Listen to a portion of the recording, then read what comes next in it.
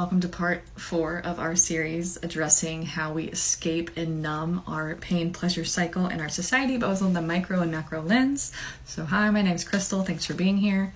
And without further ado, we are going to address sugar, processed food, and stagnant energy in our body. Let's go ahead and start and define 4 types of sugar. There's artificial, refined carbohydrates, and natural foods that contain sugar in their own essence.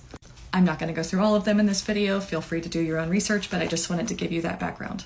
Also note that honey and maple syrup are not sugars. They are their own food group. And like I said, do your own research on this. This is all over the internet. You can research it on your own, but just research the type of metabolism you have. And let's talk about the psychological satisfaction and immediate feeling of gratification and reward. It like lights up the pain-pleasure cycle when you have sugar, or you have the unhealthy carbs, or you have the parts that are not necessarily good for you, but they feel so good when you do it, but they don't feel good later, right?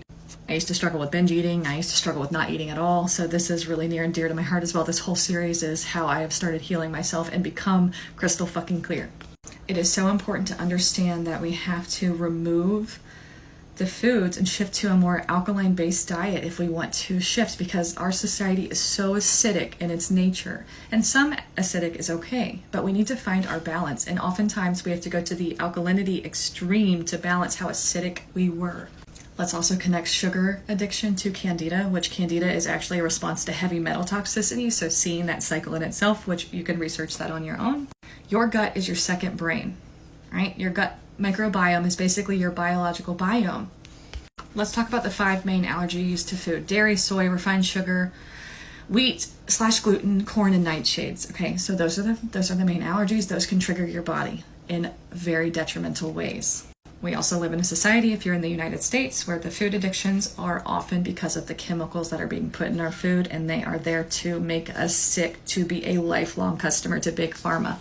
So what's the solution to this? You have to remove the parts of your diet and just sit with yourself. And I know it's hard. We need to focus on the importance of macro balancing the body, the mind, the brain. Overconsumption creates stagnation in the body. And I want to close out with this. People who are super thin and struggle, that is a trauma response to not holding on to anything. And oppositely, people who hold on to a lot of weight, it is a trauma response of trying to hold on to everything because they don't want to experience loss. I'm on the super skinny side where I just have accepted my trauma.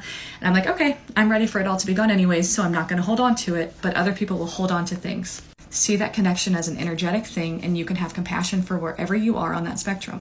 Let me know if you have any questions. I know this one was spacey, but I love you. You got this. Thanks for being here.